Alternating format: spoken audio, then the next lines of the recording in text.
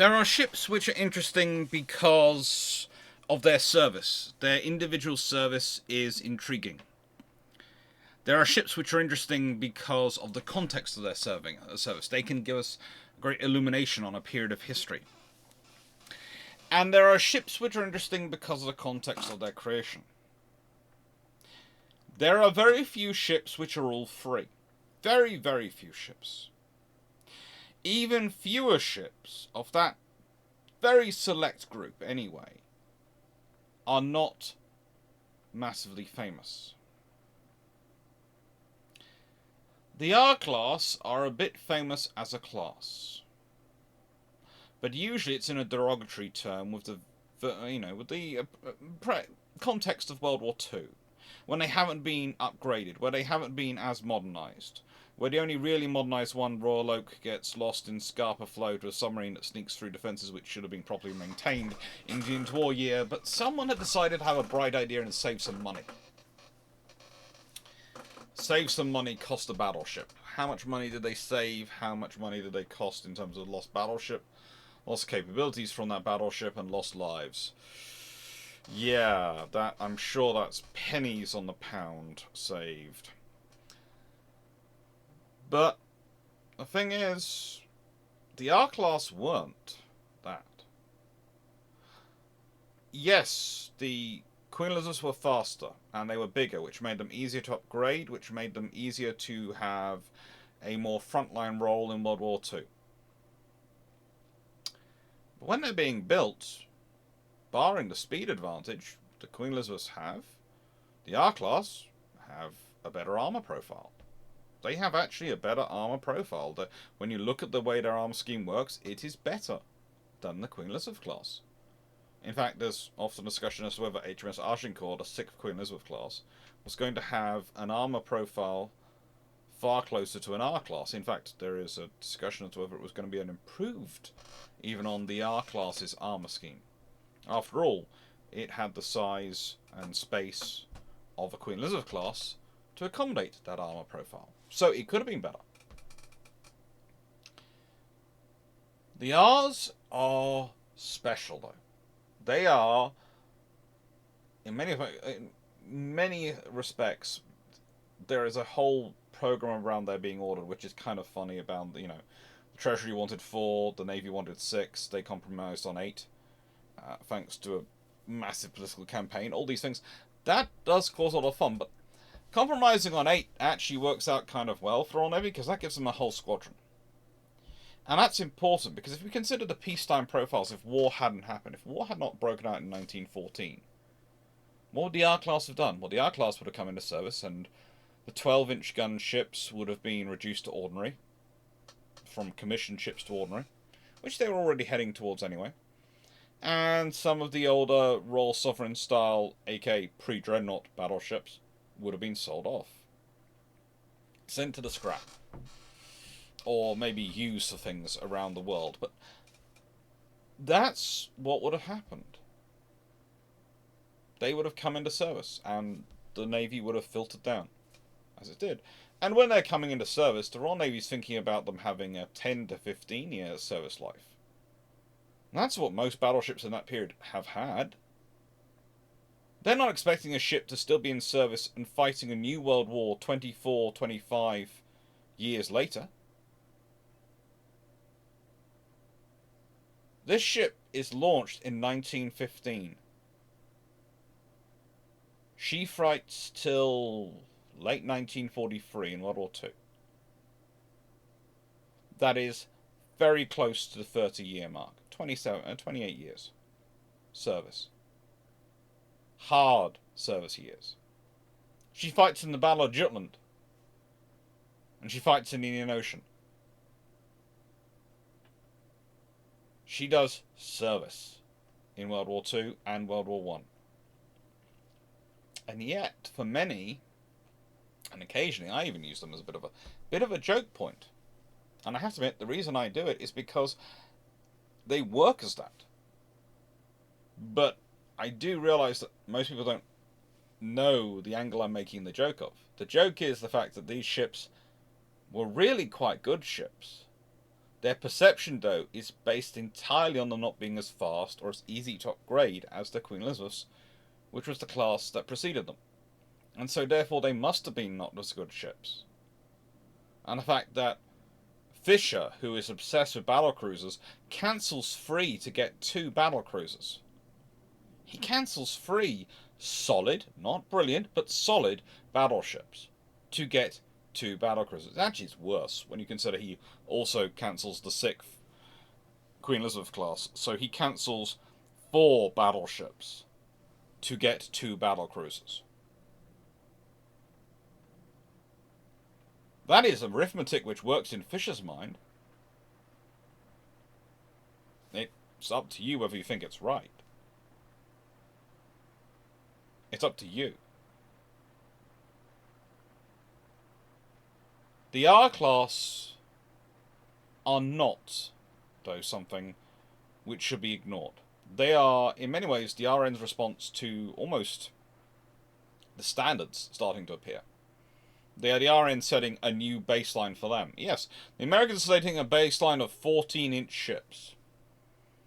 Well, when you're ordering the R-class, when you're ordering the Queen Elizabeth class, you're looking at potentially 14 15-inch gunships. Now, I know I've got a whole video on HMS Agincourt, the 6th Queen Elizabeth class, and how I do not think she was going to be a 15-inch gunship. I have a strong suspicion she was going to have 6 18-inch guns, mainly because the way they refer to as complexities which don't come into service, well, that means you're either dealing with something which is triple turrets, you're dealing with something which is... or triple turrets, i.e. she was going to carry 9 or even 12 15-inch guns, as a response to the Americans, maybe. Because more of a factor at that time, the qualitative naval race between America, Japan, and Italy was more of a factor by that point she's ordered than the quantitative race with Germany. Or she's going up in guns, and that's 16.5-inch or 18-inch, because the British are working up in 1.5-inch guns. And we know they have a 16.5-inch gun program, because that's selected for the G3s. But we know the 18-inch gun program is further along than that, because there's an 18-inch guns fitted on HMS Furious and other ships. So that's where I draw the conclusion, well, let's see. They don't have triple turrets up here. They do have a load of small tube boilers up here, which are used for certain vessels, and they appear on a timeline where they should have been for a battleship or something else ordered earlier, because they are available immediately. And for those who not understand, boiler construction does not happen. It's not there. It takes time. They are long lead items. So for them to be available and ready to go means they had to come from another project. The only project which could fit is if Agincourt was going to have small tube boilers and was going to have 18-inch guns, because those things appear. Those things appear. Triple turrets don't appear.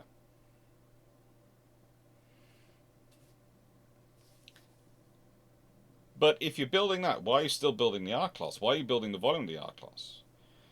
Because the Royal Navy has a large number of 12-inch ships, which it needs to push down its process. Remember I said 10 to 15 year service life.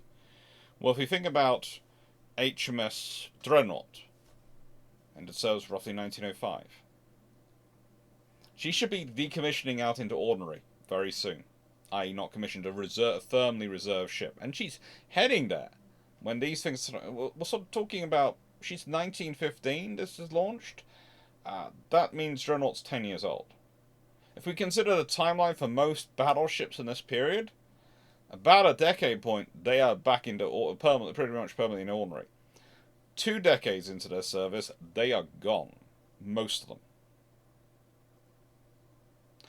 That is what the policy the Royal Navy usually works on. And you have the reservists to grow, to bring the ships out of ordinary into commission in wartime. Well, that's fine. You know, you can do all that.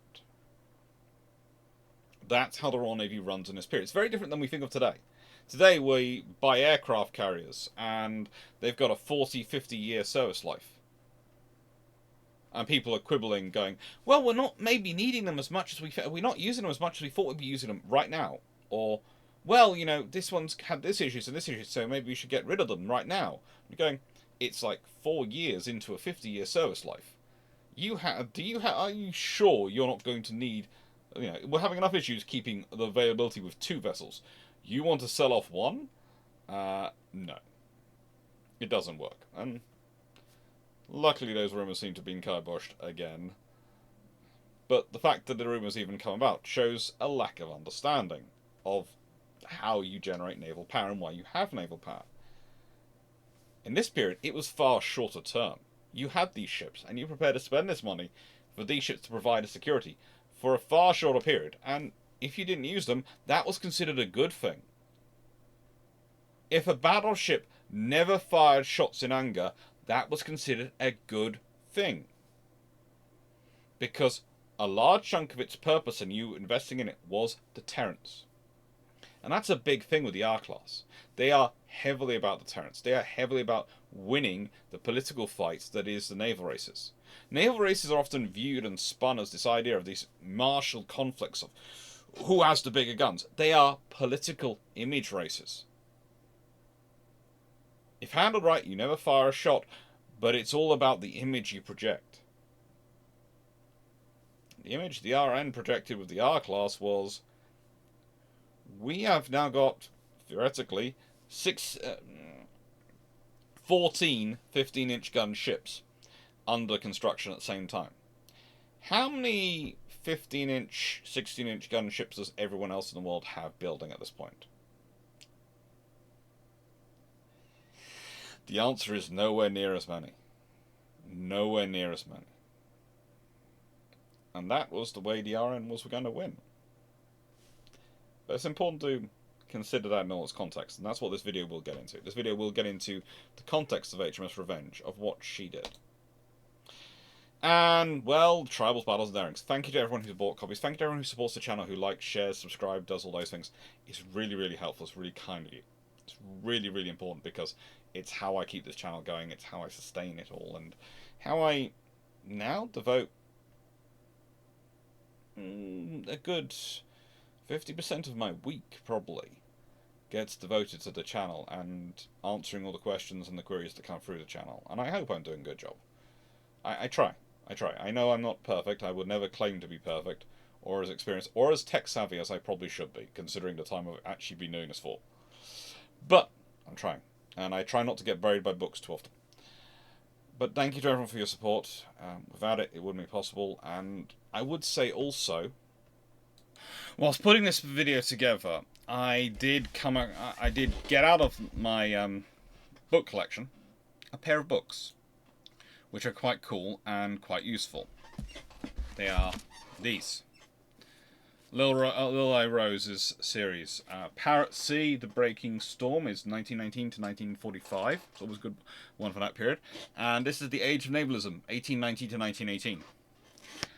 And I don't think there is a third part to the series. I don't think there is a third volume. I have these 2 volumes. And it's a very good introduction to the whole of the discussions going on at the time in all the broader navies. It's a good way of getting the context. It's kind of like Massey's Dreadnoughts and Castle Steel. They're a very good guide for getting the context of what the naval race looks like within Britain and Germany. But sometimes I do have to feel that those books focus too much on Anglo-German relations, almost as if they exist in a bubble of just the Anglo-German relations. These give you the wider context on that, and really together they work really, really rather well. And yeah, I was using these, coming up with this series. I was also, have to admit, I was working on another video which is going to come out in the key ship series, and I'm going to try out one of the key ships, or rather, as I've said before, we started the key aircraft this year recently, and next year it's going to be the key people. And I wanted to try out a key person video. And so I'm working on a video about Admiral Sato Tetsutaro, who's basically Japan's answer to Mahan, and one of the people who comes up with the 8-8 doctrine and all sorts of things.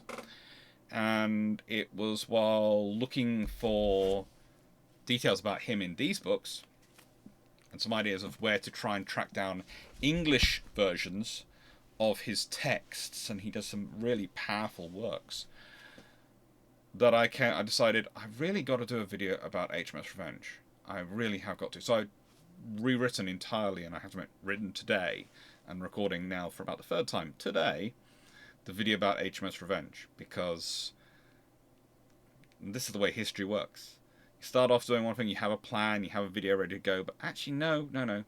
Revenge fits better with what I'm trying to talk about at the moment, and what I'm trying to get through on the channel. So, hopefully you enjoy it. Anyway, thank you for your support. Thank you for everyone who's bought copies of this book. And if you want to enter the competition we currently have on this channel, where you win, there are 2 of these books up to win, where you'll get a personalised note in them from me. Please do. The link's down below, explaining it all. So, the We Want 8 campaign. How does it work? I'm going to start with some fact-checking, because I have to admit, there are some websites out there which I've been reading while doing this, because I did a bit of web research as well as doing books, which tell you all sorts of interesting things. They'll even tell you that a naval race starts with and is because of HMS Dreadnought, or all sorts of interesting ideas. There's a small problem with that. The naval race between Britain and Germany starts really in the 1890s. You could go back slightly earlier. But basically what happens is Britain's major European partner, a nation which they rely on to be their military power in Europe as an ally, and in return they are the naval power that supports it, decides, you know what we'd like? We'd like a navy. And the trouble is, as Kaiser Wilhelm himself puts it in such a childlike way, I had a peculiar passion for the navy. It sprang to no small extent from my English blood. When I was a little boy, I admired the proud British ships. They awoke in me the will to build ships of my own, like these someday, and when I was grown up, to possess a fine navy as the English. Now that's a lovely idea to have as a child. When you are the leader of a nation state, and you desire to possess as fine a navy as your principal ally, who relies on their naval power to support their empire in the world and prop their position up. It's their main bastion of strength and position. For some reason, that's going to probably cause an issue. I might go, well, hang on, why, when you are one of the world's largest land powers, do you now want to be a naval power to rival us? No, we wish to have a navy as fine as you. You wish to have a navy of the same strength of us, and you live not that far away from us. This is a problem for us. It's a problem in the same way the French and the Italians, France, after the Washington Naval Treaties, goes, oh, sugar, we're allowed the navy the same size as the Italians, which means if we want to defend our interests in the Mediterranean against the Italians, who we have been rather nasty to over the years, and I've tried to conquer on a couple of occasions, and occasionally propped up rather nasty rulers, so for some reason do not share any love of us over us, we have to have all our navy here to defend ourselves, or we can have our navy abroad defending our empire.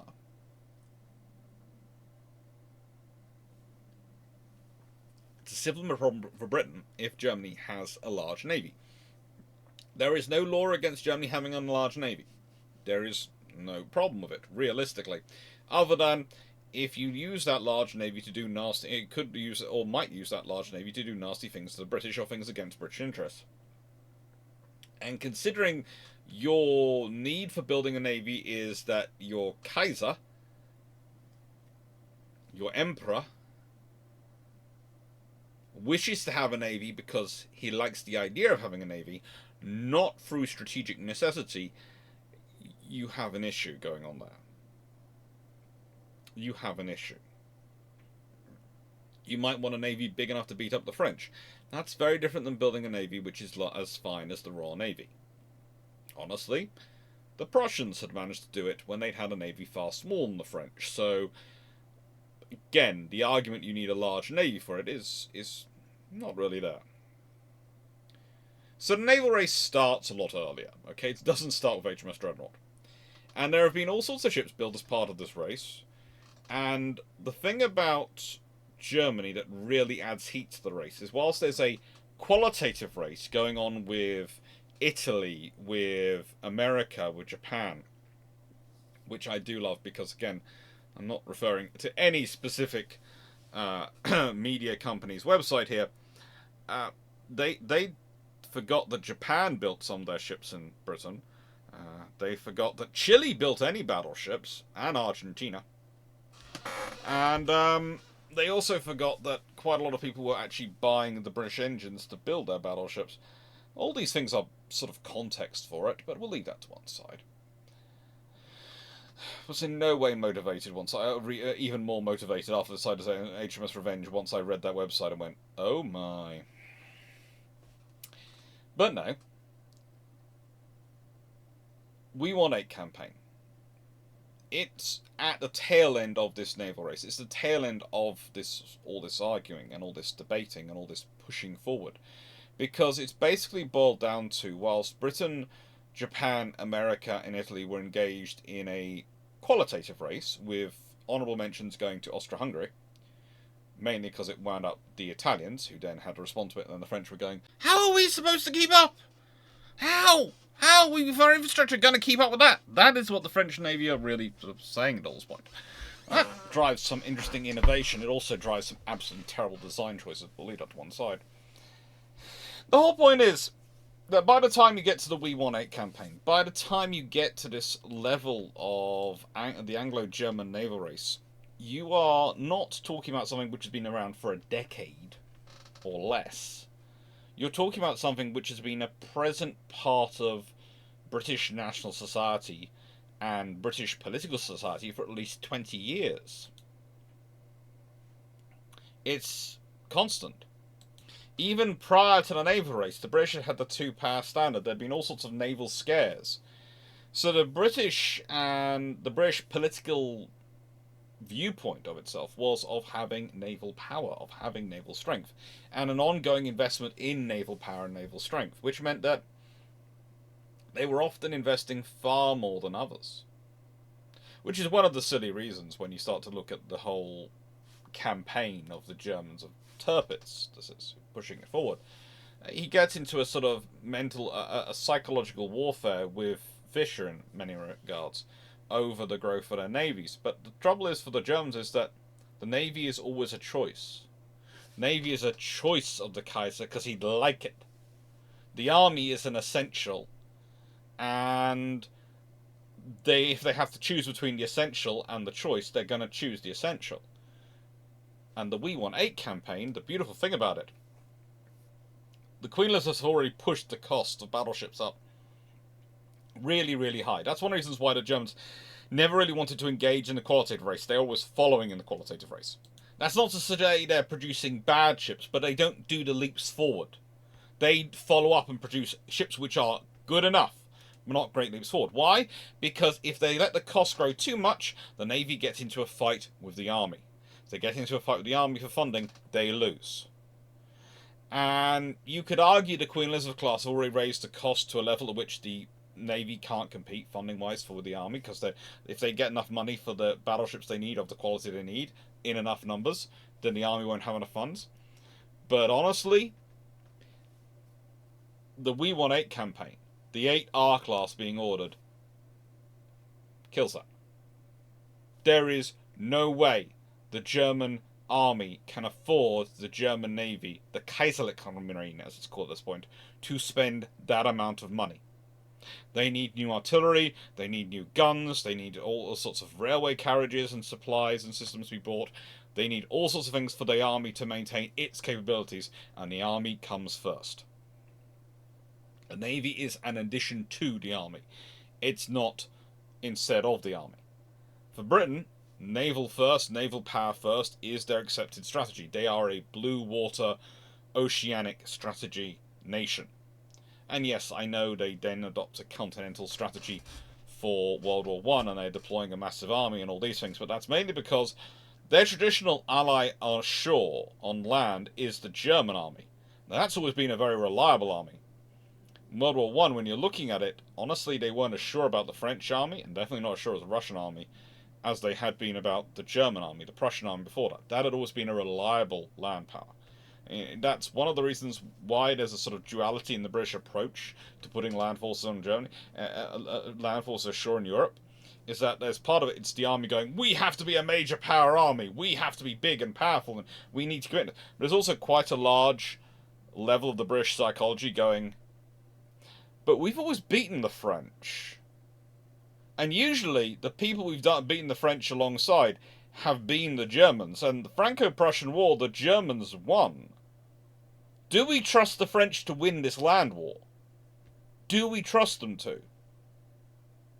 And you do need to win the land part of it. The land part of it needs to be won as well as the naval part of it. Yes, we can blockade them, but that's going to be a very, very long war. It turns into a very long war anyway, but we'll leave that to one side.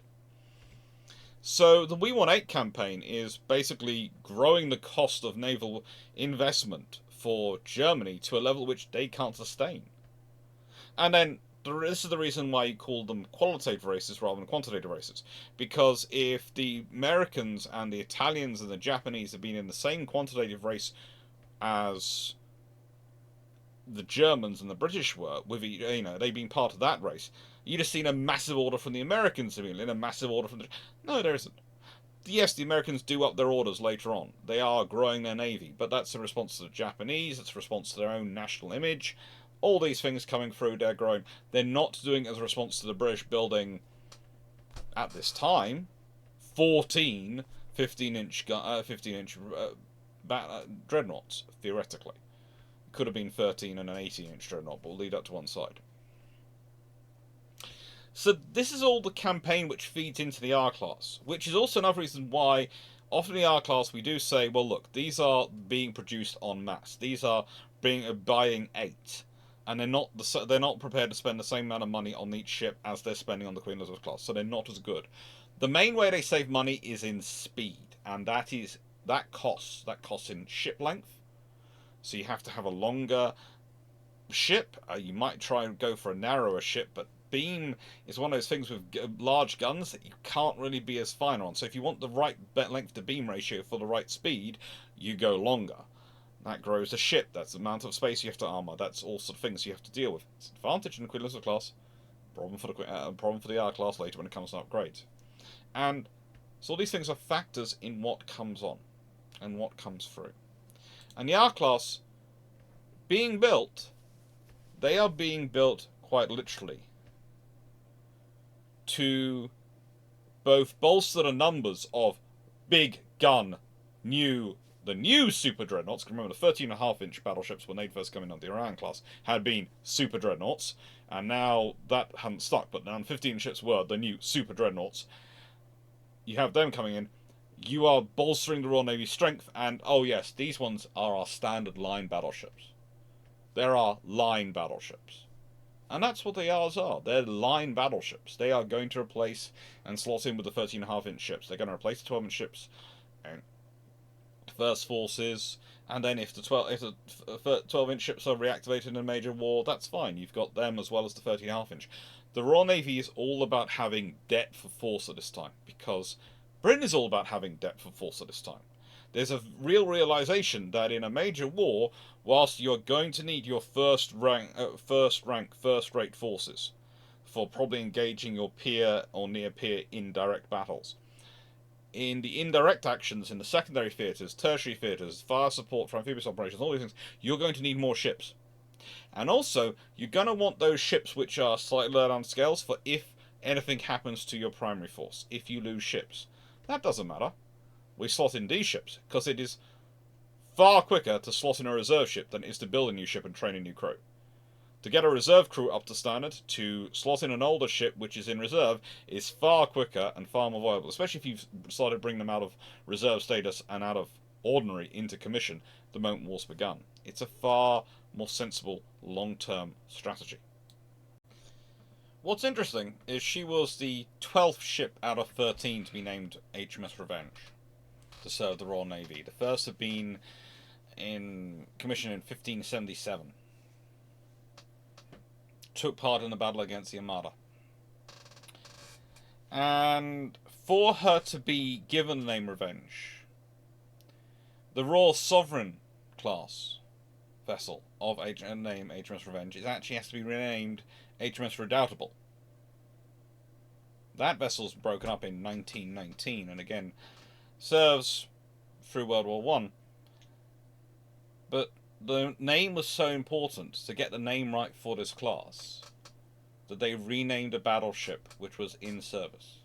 That's not an unprecedented step. It's not unprecedented, especially once a ship's down in ordinary. It's not unprecedented for it to be renamed, but it's unusual. The Royal Navy has quite a large pool of names to comb through and select from, and yet Revenge was important.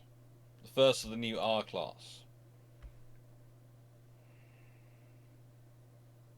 And she's a stalwart ship, she really is. A product of Vickers Limited, Barrow-in-Furness Yard, she cost £2,406,368. In pre-World War I money, that's a lot.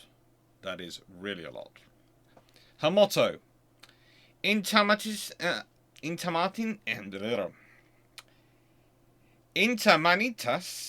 Fuga Honoribus, or Shines with Untarnished Honours. She'd be scrapped in 1948, but realistically she's out of service from about 43, 44 onwards.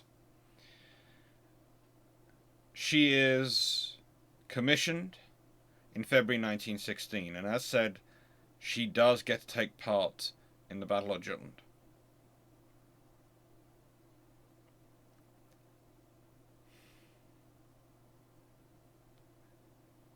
She has a long career in both the Atlantic Fleet and the Mediterranean Fleet in the interwar years. She visits Turkey twice. She does all sorts of different operations. This is a ship, when she's being built, is being built honestly to be one of the mass. That's what the R-Class were. The generation after them were going to be the next proper successors to the Queen Elizabeth. They were going to be Britain actually getting the fast battleship. And we can see some of the testing designs going around that. There are ideas around that. The next generation after this. And honestly, probably also a skip up in gun size, because if we consider the British have, by this point, have been building roughly 12 or so, usually at maximum a dozen, ships of a certain gun caliber before they move up to the next generation of gun size. It's how they've kept ahead in the qualitative race with the Americans and the Japanese. Mainly it's been leapfrogging with the Americans, because the Americans go up in 2 inches and the British go up in 1.5 inches. That gives the Britain more layers to go up, but they jump from 12 to 13.5. The Americans jump from 12 to 14. The British then jump to 15. The Americans then jump to 16. So the British could jump to 16.5. They were working on 16.5, but I think that has less work going into it than 18 inch. Because let's be honest, if you're turning around to someone and going, you have 16 inch, and they're going, I have 16 inch, you go, I have 16.5. That really smacks of something, which we will call, for the sake of my little cousins who might be watching, small pudendum virile energy. Definitely small pudendum virile energy. Teaching Latin. And so, yeah, that's not really working. If you want to do a race, if you're doing a qualitative race, jumping from, they're doing jump to 16 inch, you jump to 16.5, that isn't going to work. Jumping to 18 pretty much fits. It's leapfrogging over, and it would actually be a true skipping of sizes. One of the jokes that often comes up with the Queen Elizabeth class is they skip sizes to get the 15 inch. And you go, they didn't. They literally had 13.5 inch gunships, so they've just gone up by the same rate again. They've not skipped anything. They might have jumped into 15 inch gun a little bit too early because they've only got a 42 cal ready rather than a 45 cal, but it's fine. As programs go, it produces a fairly decent, fairly reliable gun, and that's probably because it's from a fairly decent, fairly reliable gun. And the 15-inch 42 is a good gun. These ships are well armed. And the advantage for the British especially is the sheer number of ships using the same gun, the same caliber barrel, etc. allows you to have a huge pool of barrels. which allows you to get a greater efficiency coming out of them. Volume does allow for efficiency. Volume does allow for you to generate more force. Because if all your ships are using the same guns, it makes life a lot easier when it comes to going, well, which barrels shall we take out with us? Which ammunition shall we stockpile? It's another reason why I believe, honestly, do often put forward the case that the F3s with their 15-inch 50s would have been a far better investment for the Royal Navy rather than the Nelrods, because they could have upgraded all of the 15-inch gunships to 15-inch 50s, and could have had them all on the same ammunition, etc. And the advantages that would have sprung would have been entirely within the Washington Treaty limits, but it would have made things a lot easier from a logistical point of view. But here are the vitals of an R-class, and you see, it's fairly decent vitals. This is not a ship which is badly armed or armoured. It really isn't. And if we compare it to the Queen Elizabeth class, well, again, the waterline belt, 13 inches. Deck armour for a R class is between 1 and 4 inches, not 1 and 3 inches as on the Queen Elizabeth. The barbettes, well, they're 6 to 10 inches thick. Queen Elizabeth, 7 to 10 inches thick. So maybe a little bit of advantage there. Turrets match in, 11 to 13 inches. Conning tower, well, on the R class, that's between 3 and 11 inches, and we all know that my view of the conning towers is, frankly, that the armour is a waste, but we'll leave that to one side. It makes sense if you're going for very close range combat. If you're doing long range combat and you actually need to be able to see what your enemy's doing, it doesn't really help. And bulkheads between 4 and 6 inches, which is actually thicker than on the Queen Elizabeth class. These are good, solid ships. All they are is 2.1 knots slower than the Queen Elizabeth class. 2.1 knots.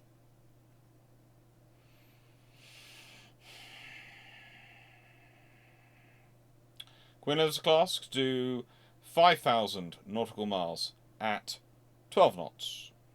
Our class listed as 7,000 nautical miles at 10 knots. So range-wise, probably not a lot of difference. But our class, 18 boilers. Queen Elizabeth class, 24 boilers. Otherwise, very similar in power system. The Queen Elizabeth class achieved 75,000 shaft horsepower. The R class, 40,000 shaft horsepower. And that shows you really a beautiful illustration of the curve, of how you need to get more and more power comes into it is needed for getting fewer and fewer knots advantage.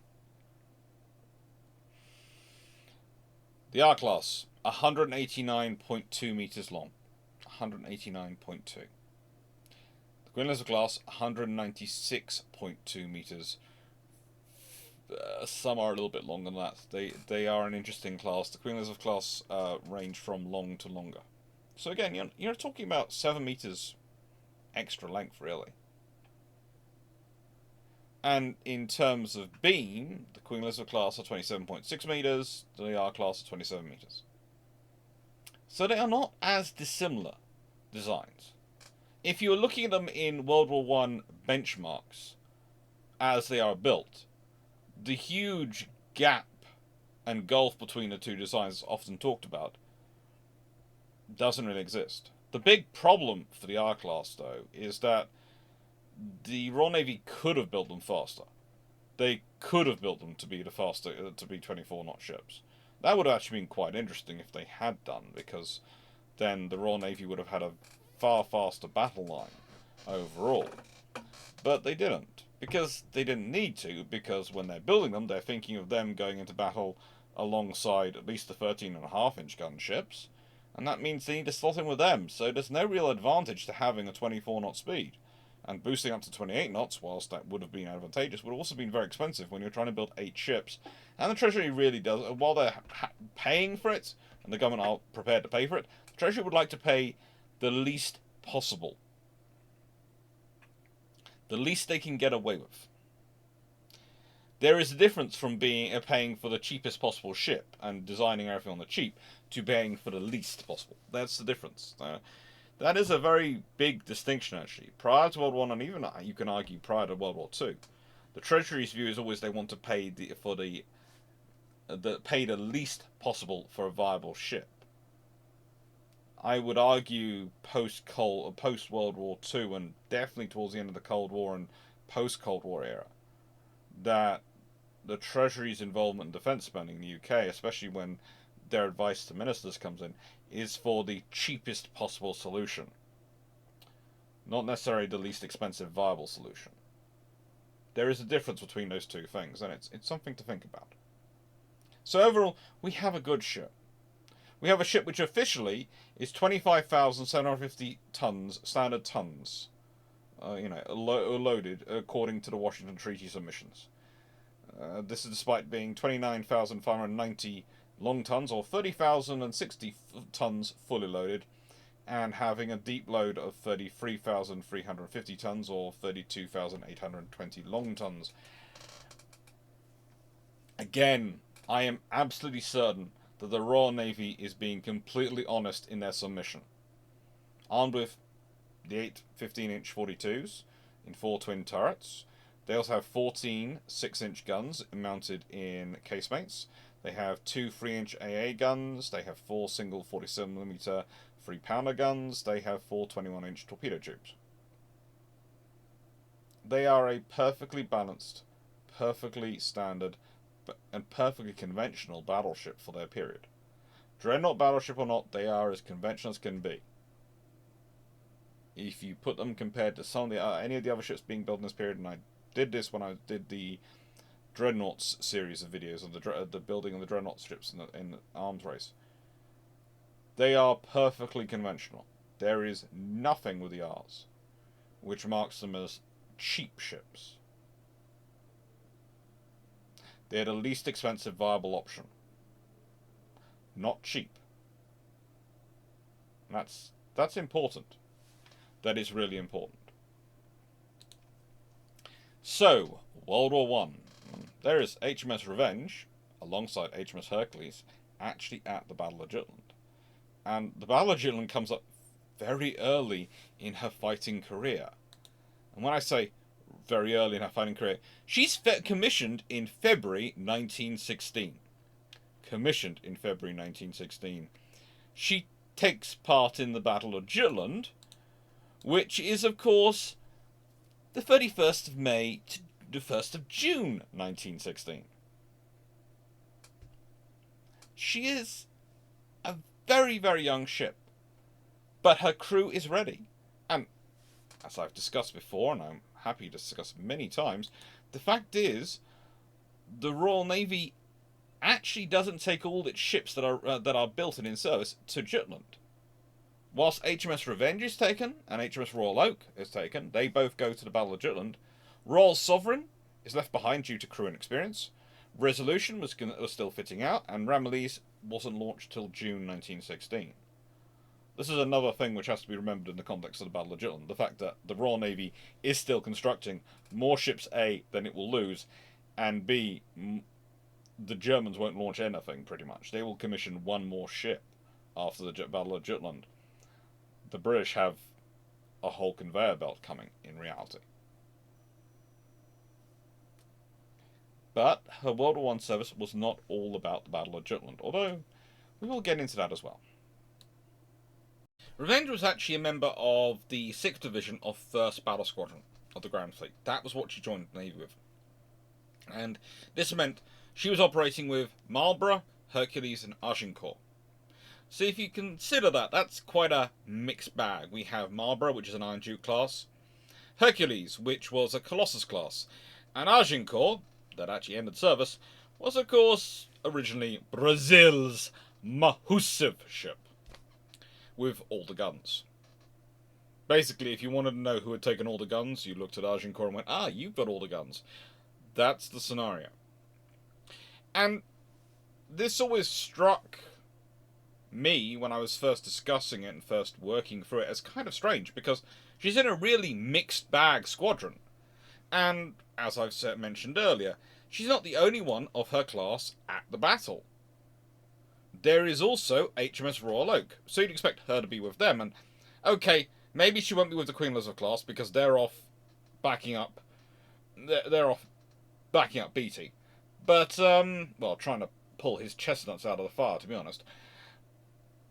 But you'd expect them to have kept Revenge and Royal Oak together, perhaps. You know, they're both 15-inch ships. They're going to have similar firing systems. If you put them in a division together, at least a pair of ships together, that would make sense. But no, they're off in separate divisions. And then you realise the reason is the Royal Navy's trying to balance the firepower of those ships, the fact that they have such capable firepower, with the relative experience of their crews in operating and controlling that firepower. So if they spread them about with ships which are far more experienced but less powerful, they hope to ameliorate each other's weaknesses. So then you look at that division and you go, hang on, that's actually quite smart. And that's an advantage of the R-class. Whereas the Queen Elizabeth class, if you put them with other vessels, with vessels of other classes in operation, that's hampering them. They have a free knot advantage. They are able to go a lot faster than their counterparts. But Revenge and her division are all 21 to 22 knot ships. They work well together. They fit well together with their operating characteristics. And it's the same with Royal Oak. She's in a division where they fit well with each other. So that's an advantage of actually building a ship slower than you could build it. And she'd been practicing with this division. She was worked up as part of this division. Ergo, when they actually get into the battle, in the Battle of Jutland, well, Revenge has a fairly decent time. She really does. Her real advantage comes at about 1909 hours. It's at this point she's forced to turn away to avoid a torpedo that was potentially launched by V-48, one of the German... Well, sometimes people try and refer to them as destroyers, but they are ocean torpedo boats. They're large torpedo boats, and this is a big problem for the German Navy and other reasons. But they're basically to build their part of the quantitative race, to build the necessary ships, and even then they were being completely outmatched by the British in terms of numbers built. The Germans had basically hamstrung their destroyers and hadn't built any cruisers. And there's a whole video on my channel about building the fleets for Jutland, and I get into that in quite a big detail.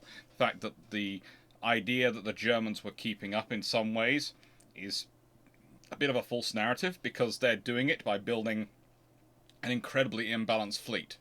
And the British are keeping ahead and still building a balanced fleet and still churning out oodles and oodles of cruisers and large destroyers and all sorts of other things as well as being able to build these ships. It's the advantage Britain has with its sheer scale of its maritime infrastructure. It's inbuilt advantage. Anyway, she turns away, and this, of course, disrupts her movement, but she actually gets back in a position and her division reforms.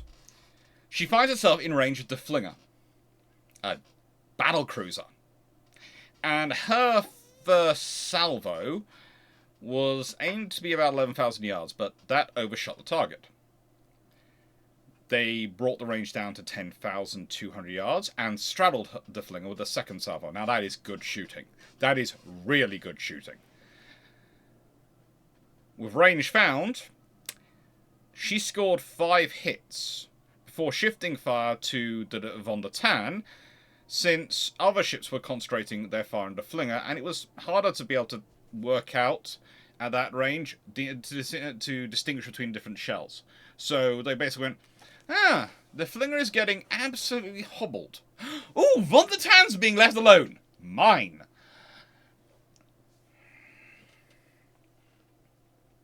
Now, 2 of her hits on the Flinger probably disabled the Flinger's after turrets, and 3 caused less damage. One of them seemed to pass through the funnel without exploding. And they actually seem to have watched that happen and gone, dang!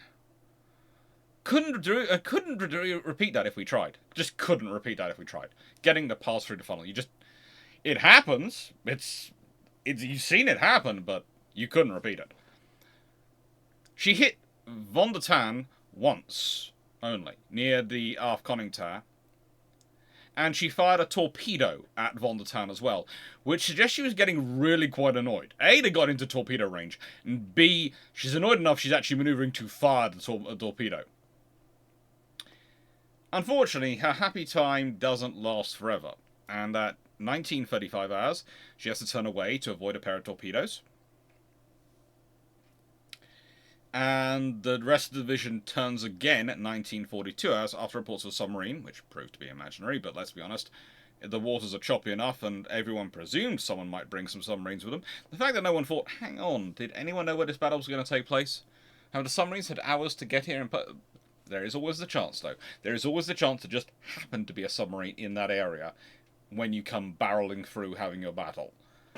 Let's be honest, submarines don't move that fast unless they're on the surface, and even on their surface at this time, they don't really keep up with the fleet. That's the whole reason the Royal Navy had from the K-class.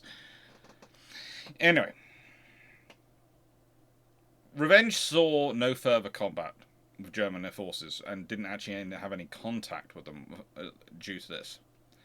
But this was in large part due to the fact that Marlborough had received torpedo damage. And what this caused was quite fun, because Vice Admiral Cecil Burney, who was in charge of the squadron flagship aboard Marlborough, decided he would transfer to Revenge to allow Marlborough to return to port. He boarded a light cruiser HMS Fearless in true Royal Navy style, which got him to Revenge by 3 a.m., 0300 hours. By 1000 hours, and this is of course the following day, the 6th Division ships were 45 nautical miles to the north of the rest of the fleet, and they'd been delayed because of this. They finally rejoined the fleet at 1925 hours on its way back to Scapa Flow. I think possibly the most disappointing thing of her Jutland battle is that she had fired only 102 rounds from her main battery. All of those rounds fired were supposed to be of the armoured-piercing capped variety. She fired 87 rounds from her secondary guns, and she was not hit by anything during the engagement, which is a big win, but also does show another of the issues which happens with the ground fleet, in that we find the German fire is, as a rule, and there are of course outliers, there's enough shells going around, there are always outliers, but as a rule it's quite concentrated on certain ships they can make out through the smoke. So if you're one of those ships which is concentrated on, you get deluged. If you're one of those ships which manages to avoid it, you're basically going, were we in a battle? We got a lot of damage from our own gunfire. Yeah, we do that in exercise and training anyway. Were we in a battle? We were? Good, okay. Just checking. She carries out more operations in World War I. In a funny way, the Chandler Jutland, though, does set up the rest of the war, because after this, she stays as Burney's flagship until Marlborough is back in service, and fine, all good. And when he's succeeded by Vice Admiral Sidney Fremantle, he chooses Revenge as his flagship for 1st Battle Squadron. So it's Revenge, which is the flagship of the fleet guarding the formation guarding the High Seas Fleet in Scapa Flow, while Versailles is being negotiated. It's Revenge, where Rear Admiral Ludwig von Ruyter is brought aboard by Fremantle to be accused of violating the terms of the armistice. And it's at that point that he has Ruyter and the German officers taken in captivity as prisoners of war. Aboard Revenge.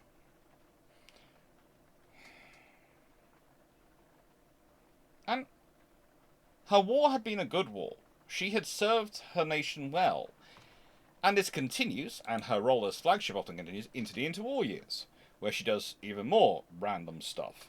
And I mean, she is one of those ships which just turns up randomly in parts of the world. It just seems like, oh, this little thing's going on. This little story, which is off the main narrative of how we teach history, perhaps, and there is Revenge. She is a quintessential British battleship, especially in terms of her peacetime operations. In 1919, she transfers to the Atlantic Fleet with the rest of 1st Battle Squadron. They're then attached to the Mediterranean Fleet for the operations dealing with Turkey and the Black Sea, because the Greco-Turkish War and the Russian Civil War have both caused issues. And frankly, the British need to be showing up in force and going, excusez-moi. In July 1920, she went to Panderma, where she met the Greek Navy, including the Georgios Avrof, which had King Alexander of Greece aboard at that time. It's always nice to know that there's a King Alexander wandering around. I feel there should be more kings called Alexander. It's a good name for a king. No bias in this at all, this assessment. No bias at all.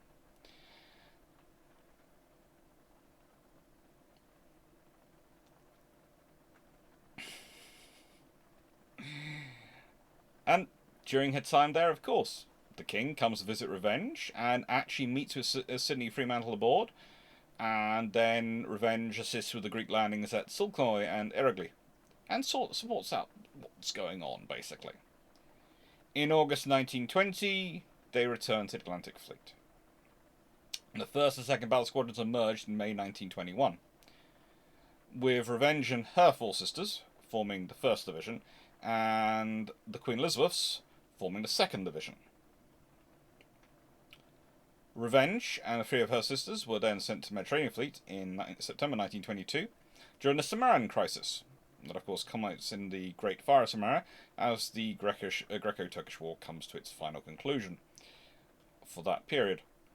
The ships were operating in the Dardanelles, the Sea of Memoria, and when the war was over in November, they returned once again to the Atlantic Fleet, where the Royal Navy was trying to keep its ships because it was easier to sustain, to repair, to modernise to an extent, but also, more importantly, it was a lot cheaper to have them operating around the UK.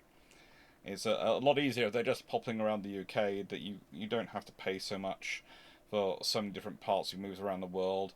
And also, and this is an important thing, the crews tend to be happier because when they come into port, they can sometimes go off for home visits and family visits on a short pass. It works well for the Royal Navy at that point.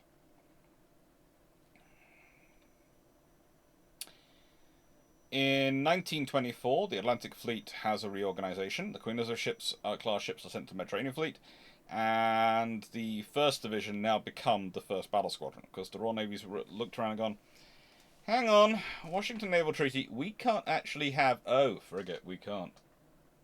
We don't have enough ships to have the old-style squadrons of 8 to 10 ships per squadron. Okay, now the divisions become the squadrons. And so 1st Division becomes 1st Battle Squadron.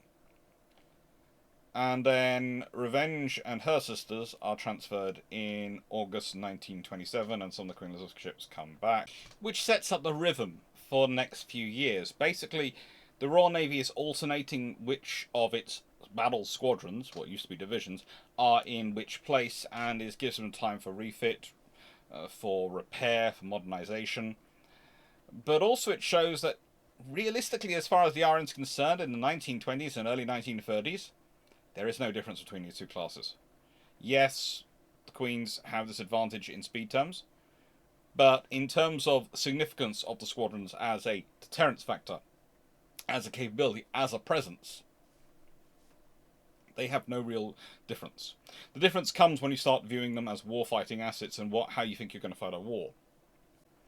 As such, they swapped back again in 1928, and at certain points, Revenge goes for full refit and modification to secondary anti-aircraft batteries, fire control equipment, rebuilding bridge, aft superstructure, all sorts of other little changes. And she doesn't return from that refit until January 1929, and then goes into another refit in 1931 that was an addition to her anti-aircraft battery and a fire control equipment. The Royal Navy is trying to keep these ships as up to standard as possible. One of the things that often said is they are completely forgotten. They're not. It's just, when you're going to do an extensive rebuild as well as refit, and I'm talking about a full rebuild, kind of like what happens to Warspite, Queen Elizabeth, and Valiant, you have to be sure those ships are going to fit in with your doctrine of your operations. And once you start to have a more freewheeling, more task force operated force to cover a wider conflict, a wider global potential conflict, rather than a centralized fleet operating force, then the faster ships really do help, because faster ships allow you to concentrate those task forces more quickly if you need to concentrate them for a fleet action, but also allow you to cover more area with those forces. And those knots, those just couple of extra knots, can really build up. They can really build up in their value. In 1935, Revenge and Queen Elizabeth swap places again. This is another time this will do it. They swap places this time because back to the what had been the Atlantic Fleet, but by this point the Atlantic Fleet's become the home fleet. And then they're present for the Spithead Review for King George V's Silver Jubilee. And in July 1936 to March 1937, Revenge goes through another modernisation. Again, it's not a full modernisation, but they've got them going on. Again, the idea is often that these ships are left completely. They're not. They are modernised. They have a lot of work done to them in war periods. Royal Oak probably has the most of the R-class done to them, but Revenge and all the other ships do have work done to them. And her modernisation between July 1936 and March 1937 is the removal of the torpedo rangefinder and the supporting tower. She's therefore present again now for the Coronation Review for George VI in May 1937, and she has her final pre-World War II refit in early 1939. It concludes in August, and they had considered strengthening the anti-aircraft battery. They'd actually put stuff in place to have it strengthened, but hadn't actually fully strengthened it. And so she's present for the Fleet Review in Portland in 9th August 1939. She has a packed 1920s and 30s, mostly packed of operations and refits, modernizations, operations, refits, modernizations. Again, this is why you have a large number of ships, because if you have, let's say, as the British do in this period, if you want to be very crude, you could say they have 15, 16 capital ships on their list. That's battle cruisers, Nelrods, the R's, the Queen Elizabeths.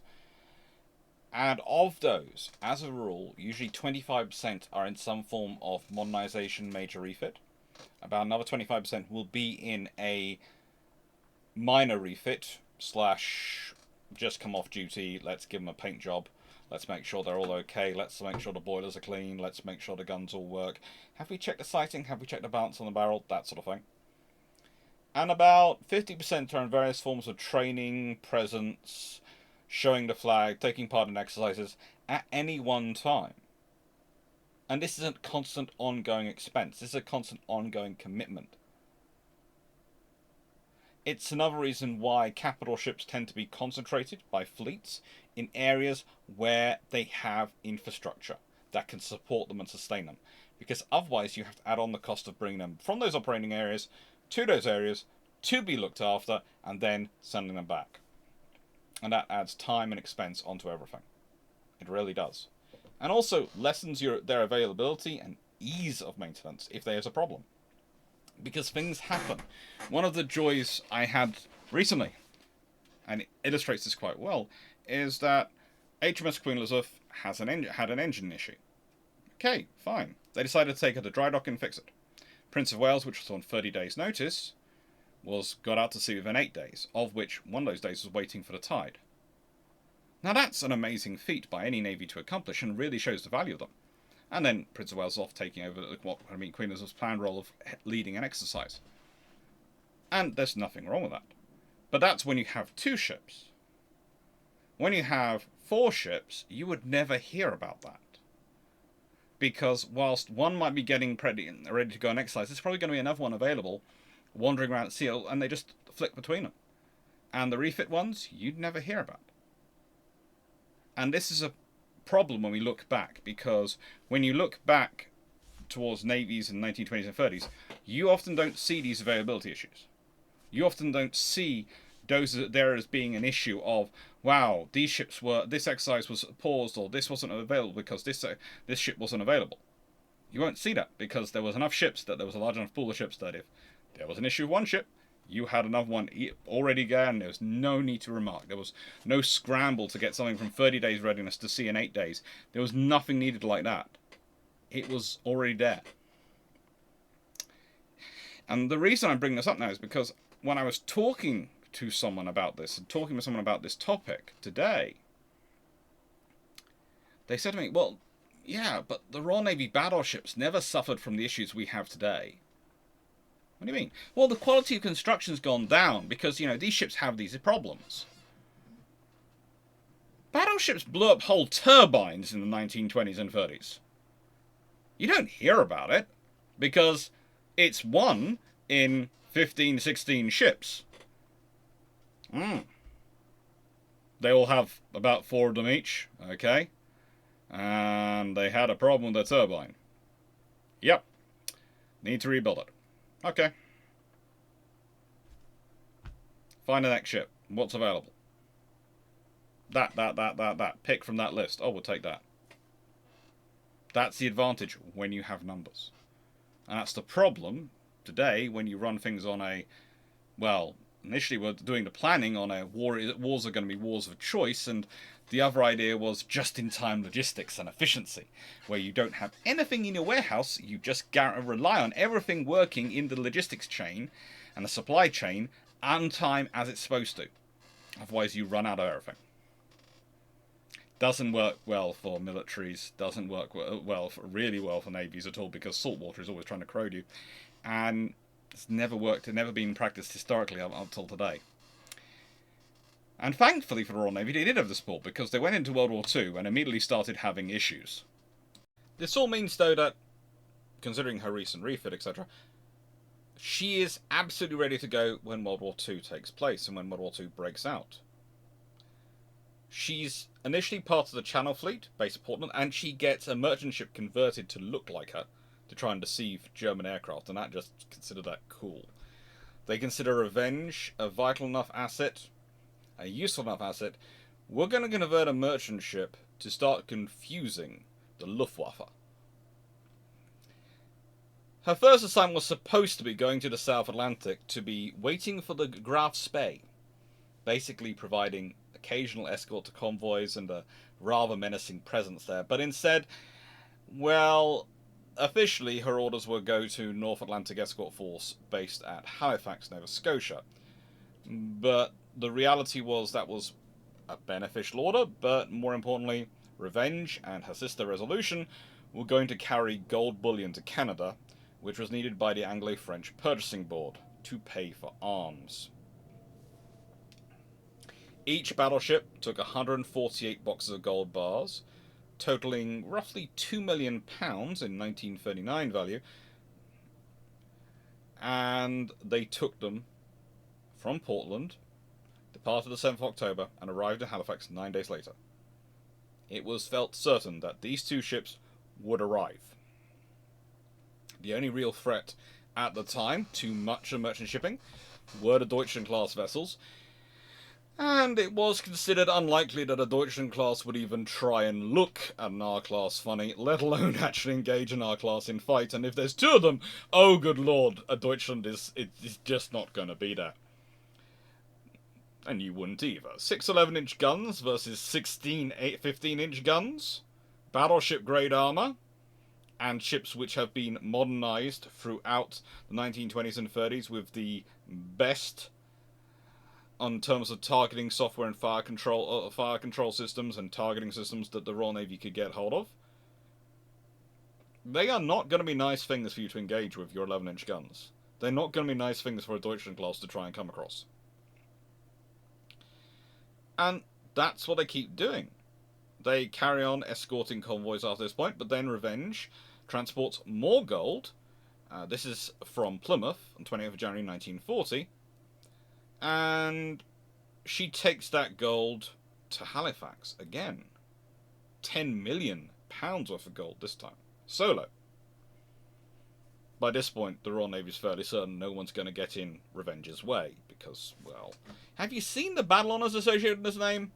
They're not exactly peaceful battles. They are Armada in 1588, Azores 1591, Lowestoft 1665, 4 Days Battle 1666, Orfordness 1666, Bulgala, Bagia, 1671, Schoonveld 1673, Marbella 1705, Orphy 1758, Quiberon Bay 1759, Trafalgar 1805, Basque Roads 1809, Belgian Coast 1914 to 1915, Jutland 1916, Atlantic, 1939 to 1941. English Channel, 1940. Yes, before anyone asks, that Belgian coast, that's for the Royal Sovereign class Revenge. That's what she was getting up to before she lost her name. To go for this ship. She's a ship and a half as well. In May 1940, she rammed and sunk accidentally the battle class trawler of the Canadian Navy, the HMCS Yip, which was acting as the boom defence vessel at Halifax, although there was no loss of life.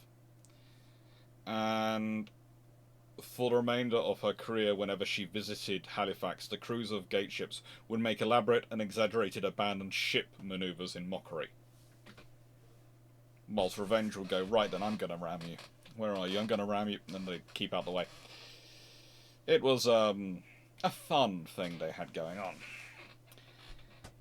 On 30th of May 1940, Revenge took part in Operation Fish, which was the removal of all the UK's gold reserves to Canada. This was to protect in case of invasion, and she left from the River Clyde with £40 million worth of bullion. So at this point, this vessel, which had cost 2.4 million, has, and I don't know if you've been adding this up, carried 52 million in gold bullion.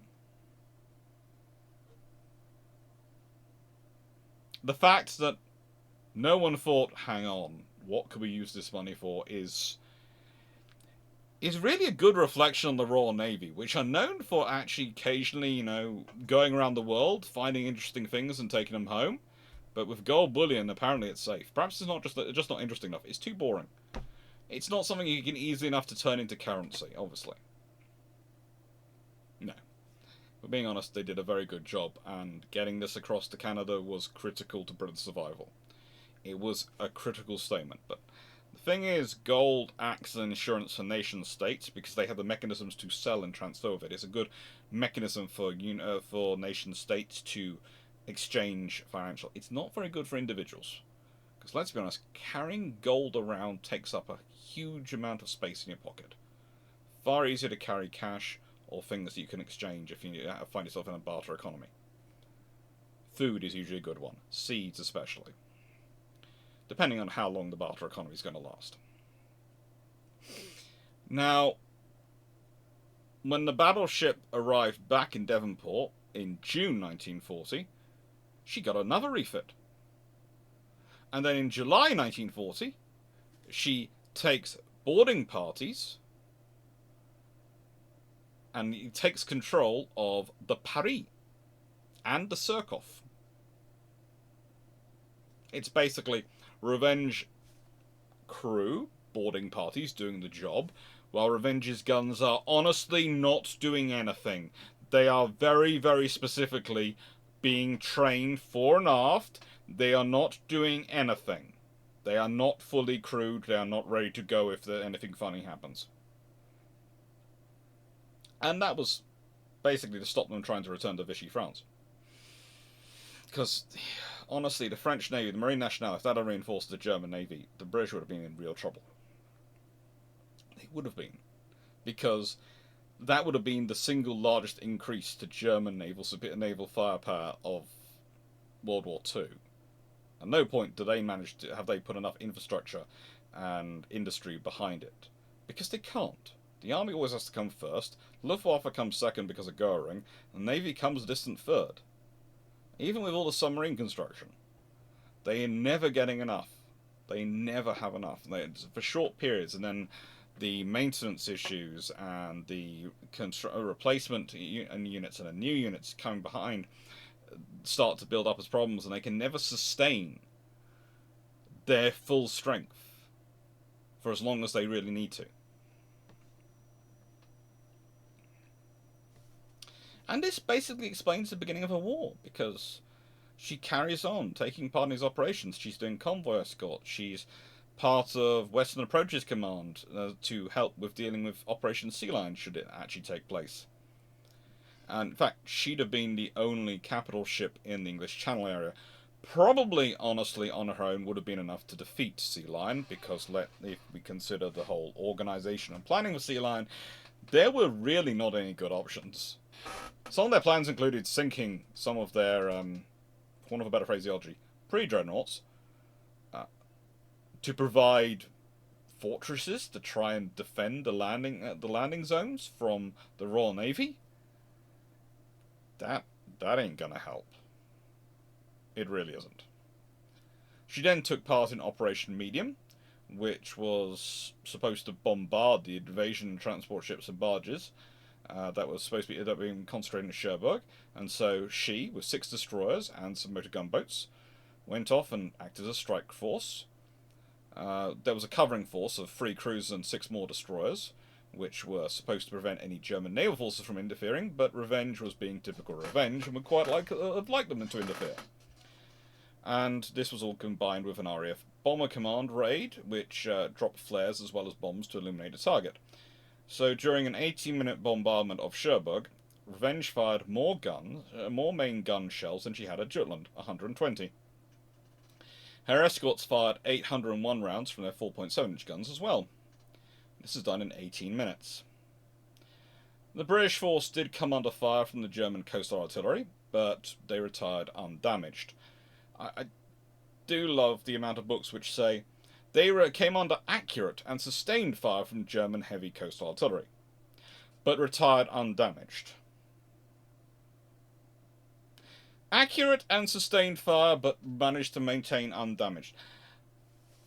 Accurate, I feel, therefore, is being used to cover things of they were hitting within a certain area of the ship but weren't actually doing damage. Not sure I call that necessarily accurate.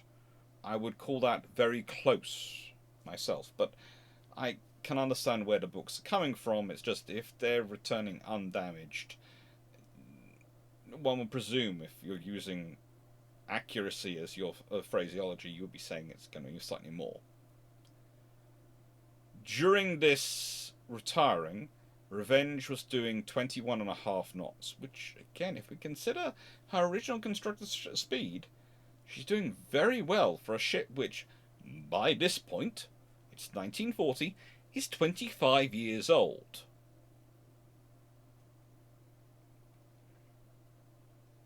Ship lives aren't quite dog lives. It's not quite 7 years for every one, but it's not as far off as we'd like to believe. And then in November 1940, she carries on into her convoy duties, and this carries on until 1941. In October 1941, she was transferred to the 3rd Battle Squadron, which was sent to Ceylon. This is because she and her 3 surviving sisters are to be formed up as part of the Eastern Fleet, which didn't exist technically at this point, but it's part of the Royal Navy pushing forces into the Indian Ocean and into the Far East as a trying to deter Japan. Again, this is my big problem, as I've explained in the past on our videos, with Force Z and its deployment to Singapore. I think it should have been concentrated in Ceylon with the other assets which were being concentrated in Ceylon, because carriers could have been got out and all sorts of things then, and could have actually reached them, and before they deployed in, they'd have been a far stronger, far bigger force, and that might have actually caused different things to take place, because they wouldn't have been responding so much to the crisis. They would have had time to organise themselves and properly prepare, and also get proper systems in place for sharing information and coordinating with the Royal Air Force. But they didn't. And so, whilst Prince of Wales and Repulse go on to Singapore and go on to what happens to them, sadly enough, Revenge and her sisters very quickly become the core, and a very important core, of what will, after the loss of Repulse and Prince of Wales, will be the Eastern Fleet. Sorry. This is, of course, commanded by James Somerville, and what he does is he largely forms his force into 2 sections. He has Force A, which is modernised and fast, and that's centred on Warspite and the 2 fleet carriers and 4 cruisers. And he has Force B, which is centred on Revenge. Revenge is the core of this. her sisters and Hermes. And these ships are capable. Please, again, don't think they're not. I honestly do believe in a fight between the Revenges and the Congos, it would not have been... The Congos would have had the speed to get away. Yes, they would have. If they'd chosen to hang around and have an actual fight with the Revenges, it would not have been good for the Congos.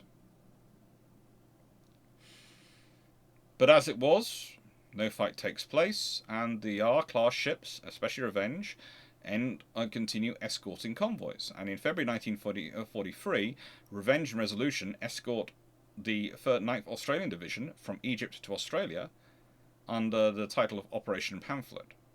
It's a really interesting convoy, and again, it's about reinforcing Australia with its battle-hardened forces. At this point, though, the material condition of Revenge is starting to become an issue. There are debates as to whether or not there had been problems with her as spotted as early as 1936, but honestly, the Admiralty has kept refitting her. She's kept being refitted, but they haven't been going to give her a major refit, and I do wonder whether she was one of the ships which was supposed to be taken out of service once the Queen, once probably after the King George V had ended service, because remember the Royal Navy was trying to grow its battle fleet. 1937, second London Treaty, there's not a cumulative limit in anymore, so they can start to grow, and they've got plans for growing the battle fleet up to 21, 25 ships over time, different sort of growing the scale of the numbers. So the King George V was supposed to come into service, and then when the Vanguards and started coming into service, the R's were supposed to be replaced. And seeing as Revenge is technically the oldest R in service, she would have probably been the first to go.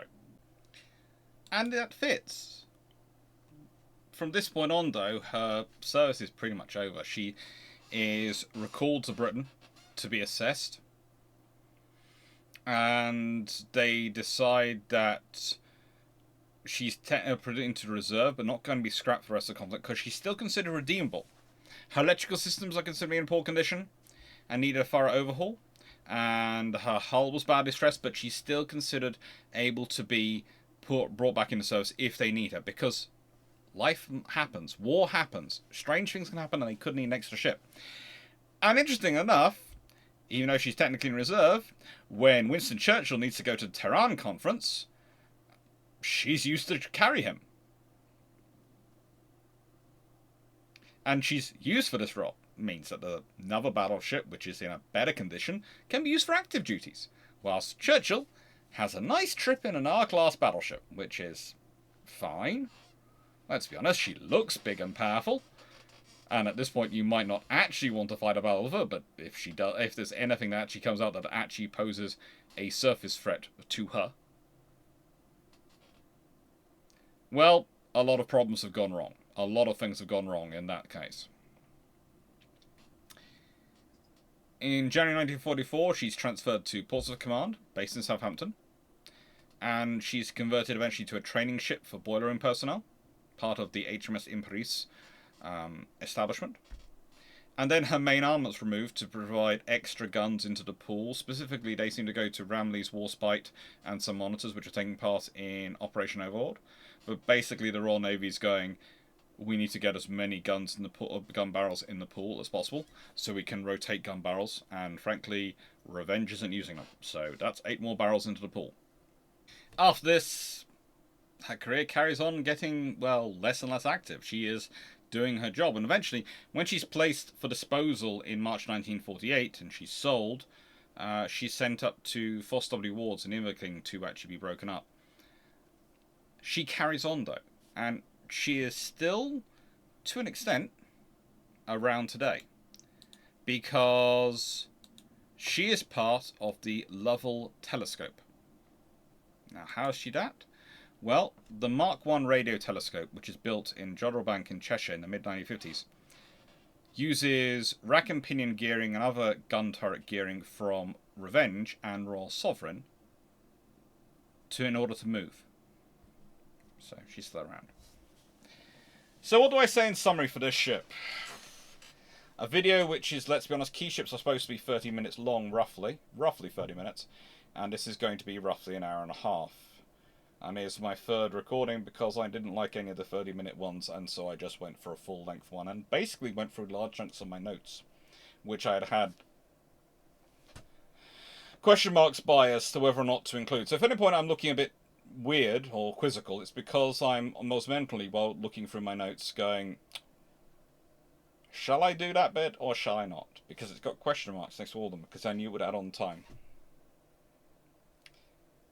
I wanted to do a story and do the history of a very, very regular battleship. Of a battleship which is not famous. You can argue she should be, but let's be honest. In any lineup which includes things like HMS Warspite, HMS Queen Elizabeth, ships which have those illustrious honours on the list, let alone carriers called HMS Ark Royal and HMS Illustrious, even very worthy ships are just not going to make the grade. They're just not going to get the visibility.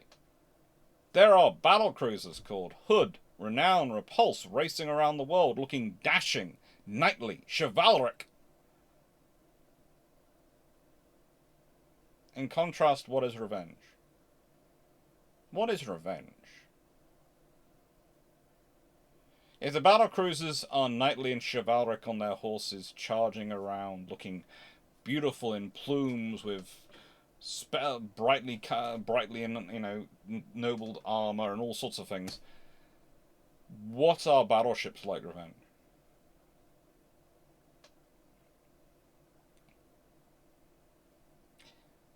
They're the pikemen of the press.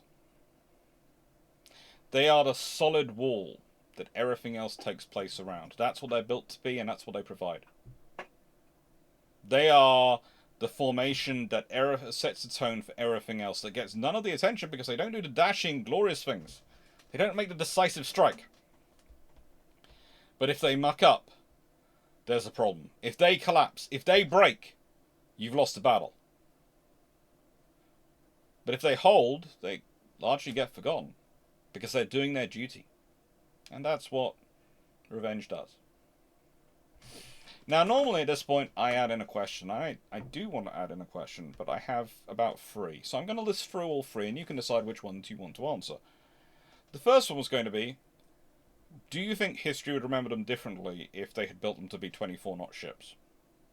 If they had built them to be the same speed as the Queen Elizabeth class? Do you think history would remember them differently? Secondly, and this is in many ways the more important question,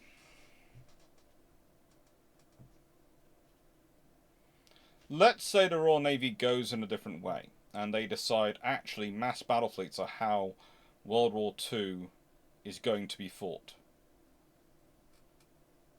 At that point, the R-class, with their better armour, are probably the better bets for the major modernizations.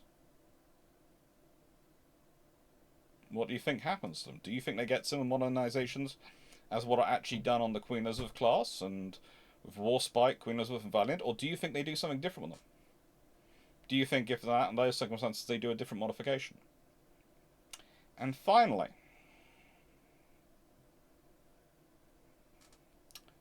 and this is a question which is interesting to think about. What happens if it's a pair of R-class ships? Let's say it's Revenge and Royal Sovereign, which are sent to Singapore, not Prince of Wales and Repulse. They're kept back. That's so long. How do you think things change? Do you think things stay the same? Do you think for a commander with those ships would try the same things as Tom Phillips tries with the fast capital ships? Or would they do something differently? Would they behave in a different way? Anyway, thank you for watching. If you like the video, please do like and share and subscribe and all those things, because I'd really love the channel to grow. The reason I'd like the channel to grow is 2 things. 1, I'd like to have more money for books. I have a habit, it's bad for me, but I do love them. 2, and this is more important, I'm supposed to get if I get to 15,000 subscribers by by I think it's 23:59 hours on the 24th of December. So 1 minute before midnight on Christmas, before Christmas Day begins. My mum gets the spa day paid for by my aunt. If I don't get that many, then my mum has to bake cakes for my aunt. It's a whole fun thing. I love them dearly. They're non-identical twins, and they love these kind of familial bragging rights bets with small things on top of it. But it's not really a massive thing. It's not gambling. It's just the way my family is. I really go. And I'd like my mum to win this year, and I'd like the betting to be over. And she's promised me, if she wins, she won't continue it. They'll change the sort of thing they're betting on. I'm hoping they pick something to do with my sister, just because I think it'd be fair. I've been the last few years. Surely it's my sister's turn now. Surely, just share it amongst the siblings. Right then. And this week coming up, we have the Age of the Seaplane Carrier, basically World War One, which is a rather appropriate period to cover after talking about HMS Revenge. Hope you enjoyed the video. Thank you very much for watching, and take care.